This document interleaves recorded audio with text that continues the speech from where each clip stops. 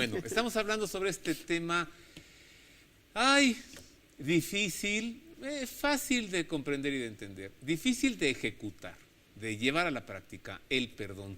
Pero Jesús nos entrega una gran enseñanza. Mire, ¿en qué consiste la enseñanza de Jesús acerca del perdón? En la parábola del hijo pródigo, Jesús narra cómo un hijo libertino que ha ofendido y abandonado a su padre es esperado afanosamente por él, que aguarda irremisiblemente su retorno y que al mirarlo de lejos se llena de compasión y corre a abrazarlo. Esta es la imagen más viva del amor ilimitado del Padre Celestial y que Jesús nos revela de una forma incomparable, como solo Él puede hacerlo. Dios sabe que los hombres tienen que conocer y experimentar este amor, y por eso Jesús, después de liberar a un endemoniado que quería seguirle por agradecimiento, le ordena con decisión: vete a tu casa con los tuyos y cuéntales todo lo que el Señor, compadecido de ti, ha hecho contigo. Con estas palabras parece como si hoy Jesús quisiera ofrecer la clave para entender todos sus milagros en un significado más profundo, consistente en que es el Padre quien actúa en Jesús y Él que en su persona manifiesta visiblemente su misericordia.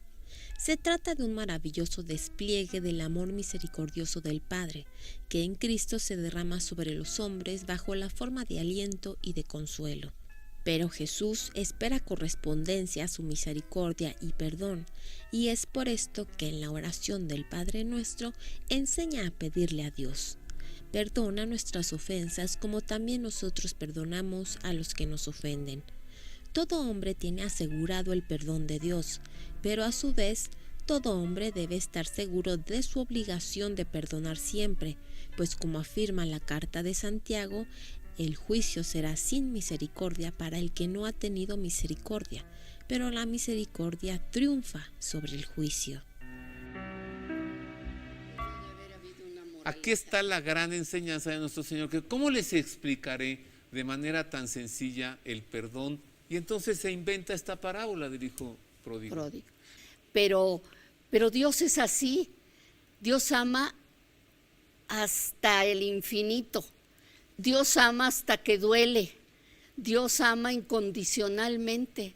Mira, y es el amor más perfecto. Hace rato dijimos, el perdón hace a una persona grande. Dios perdona porque Dios es más grande que nosotros. Claro, claro.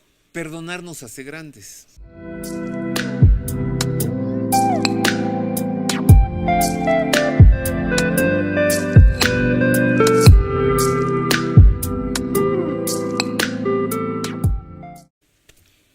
Bueno, mira, si nos desviamos un poco a la filosofía y a la...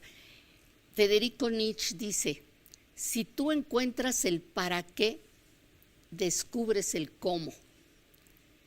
Si tú, por ejemplo, tienes que llamarle la atención a un hijo o tienes que hacer que viva la consecuencia de un acto fallido, de una desobediencia, tienes que pensar primero, ¿para qué lo voy a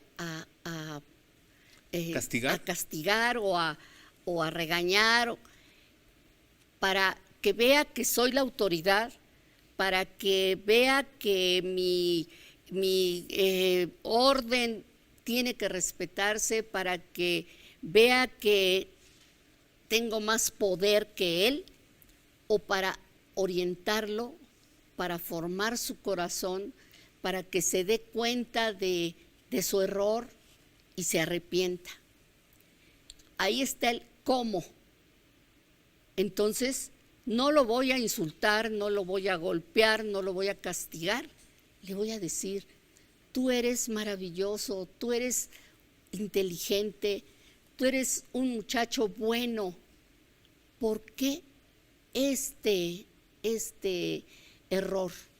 Y dejamos que él sea el que reflexione y que él sea el que, analizando, te diga: porque me equivoqué, o porque no he estudiado lo suficiente, o porque...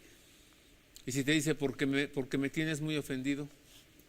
vamos a platicarlo, en qué te he ofendido. Y ahí también los papás, si ese hijo tiene razón, debemos pedir perdón, porque también fallamos mucho. Y también podemos decirle, perdóname, cuando eras chiquito no sabía yo cómo educarte, perdóname, inclusive marcando algún momento específico, aquel día que te golpeé, aquel día que te insulté, perdóname. A ver, Maga, esto no nos va a llevar a esa generación ya. Bueno, mira, cuando hay una intención positiva y cuando hemos tenido una buena comunicación con el hijo y cuando ese hijo tiene valores y principios, él mismo te va a decir, ya supéralo, madre. A ti y a mí nos educaron con la chancla, ¿Sí? ¿no? ¡Oh, bendita chancla! Vamos a ir más allá. A ver, ¿por qué tenemos la obligación de perdonar? Y de una vez dejo aquí otra pregunta para la doctora Albarrán. En todo este programa, querida Maga, tú nos has hecho ver que hay que perdonar para mejorarse uno mismo, pero que hay de aquel que me ofendió. O sea, también hay que pensar en él o no. Pero mire, ¿por qué tenemos la obligación de perdonar? ¿Por qué nadie puede retener el perdón?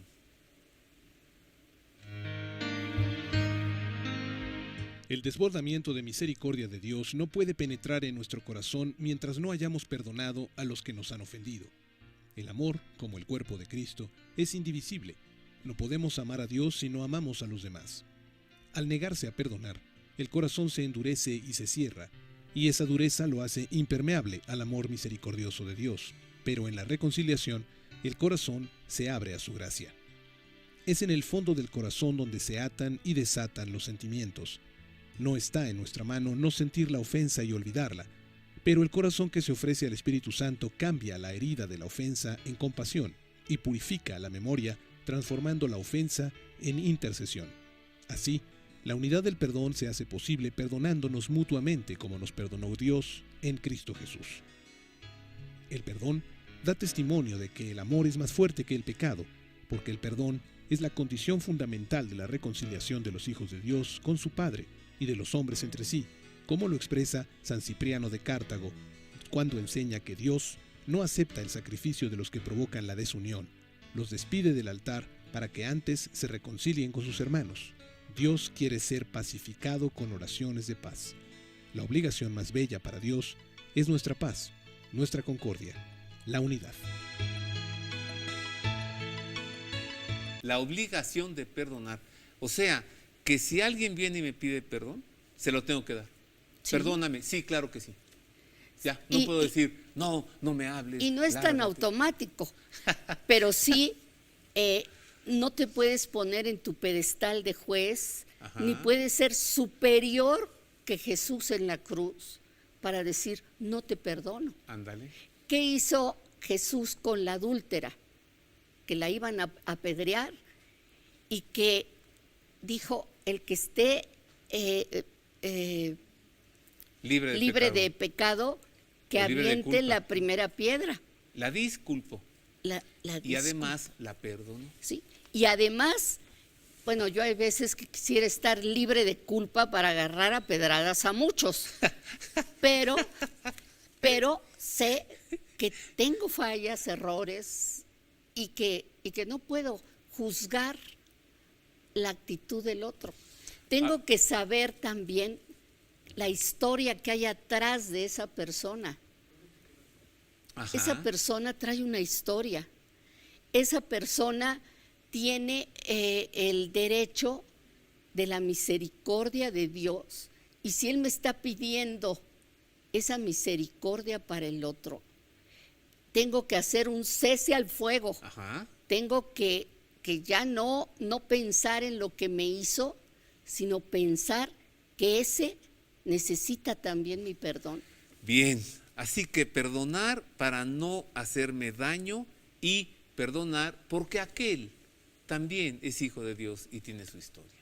¿Sí? Pues viviendo en gerundio, amando, perdonando y pidiendo perdón, pues abocándonos a amar incondicionalmente, a pensar que si Dios me perdona a mí, si Jesús en la cruz me pidió que perdonara, pues es un mandato de Él y un ejemplo vivido, y que yo debo contemplar esa cruz y decir, ¿quién soy yo para no perdonar?